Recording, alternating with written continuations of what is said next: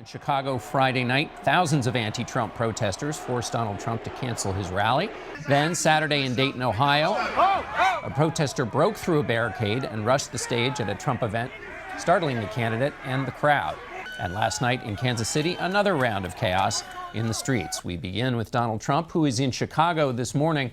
Mr. Trump, you've said that you don't incite any of this activity, but at several of your rallies, you've said that protesters, you said about one, I'd like to punch him in the face. Another, you suggested that it would be better if he was taken out on a stretcher. You suggested if one thought about throwing a tomato that your supporters should knock the crap out of them. So how is that not encouraging the kind of behavior we're now seeing?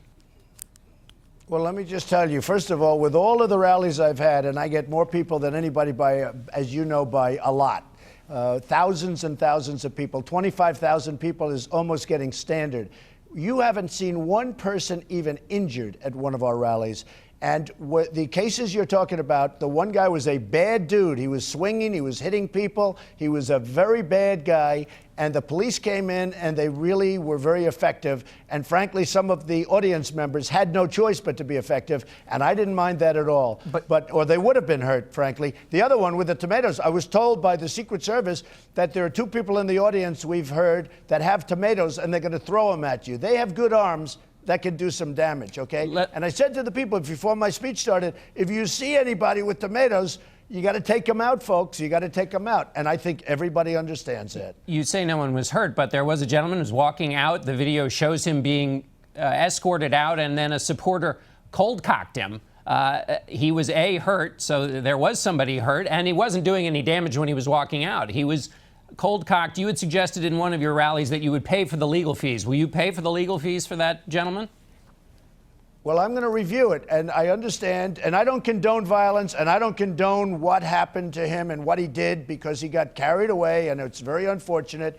But this kid was walking out, and I understand he had a certain finger up in the air as he's walking out, and this man became very angry. And you know what? Again, I don't condone violence, but the kid shouldn't have had the finger up in the air either, okay? If that's what he did. So I'm going to take a look at the tape and I'll let you know. So is that the threshold? Is just the wrong gesture and it's okay to clock him?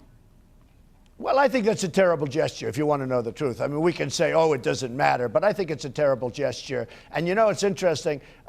These people are disruptors. They're not protesters. They're disruptors. They're professional disruptors in some cases, but that's all they do. They stand up and they disrupt.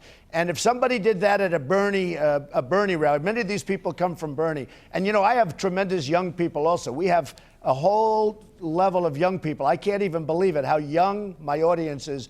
But if they ever went to Bernie's rallies and did the same thing, I want to tell you, you would be so angry with me. Nobody talks about it, but you would be so against me. It's a whole different standard when it comes to a Republican conservative versus a liberal. If people went to their rallies and disrupted their rallies like my rallies are disrupted, the press would stick up for them and would make all sorts of excuses about how terrible it is. So, you know, we have two standards in this country. It's very unfortunate. The press is extremely dishonest.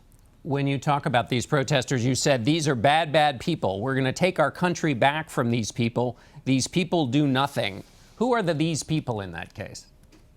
Well, I see people in the audience that I don't think they have a great future. I think they're disruptors. I think they are not in love with our country. I think they protest and they disrupt. That's what they do. I don't know if they do it for a living. I don't know if they get paid for doing it. But they are not good people, and they are certainly not good for our country. And the people that come to my rallies, these are extraordinary people. These are great people. These are people that are really disenfranchised in many cases. Now, with that being said, we have very successful people. We have the smartest. We have the best educated. We have people that aren't educated as well. You know, if you look at the polls coming out of all these states that I've won, which is most of them, if you look at the polls coming out, I lead with Hispanics, I lead with women, I lead with, very well educated. I lead in all different categories. Very proudly, I lead with evangelicals, I lead with veterans, I lead in every category. So I have everybody there, but we really do have a young crowd.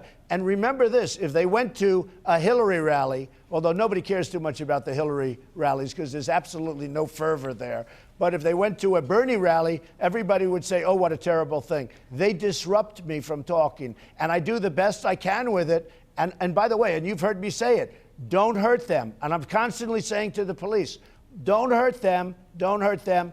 I don't condone violence, but some of these people are violent. Let me ask you a policy question. At the debate, you talked about H-1B visas. You said, it's something I frankly use and I shouldn't be allowed to use it. When you've talked about the bankruptcy laws, you've talked about how you took advantage of them. When you and I talked about your taxes, you say you try and pay as little as possible.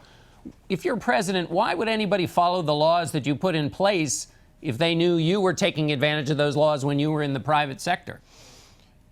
Because I know the game better than anybody, because I've been on the other side. I built one of the greatest companies. I did a filing which shows one of the great companies, great assets, very little debt, tremendous cash flow, some of the greatest assets in the world. But let me just tell you, I use the bankruptcy laws just like other very successful people. I don't want to use their names, but I could name 10 people right now, the biggest people in all of business. We do it. It's the game we play. We use the laws of the land. But why wouldn't people just keep playing? That's the way we play the game.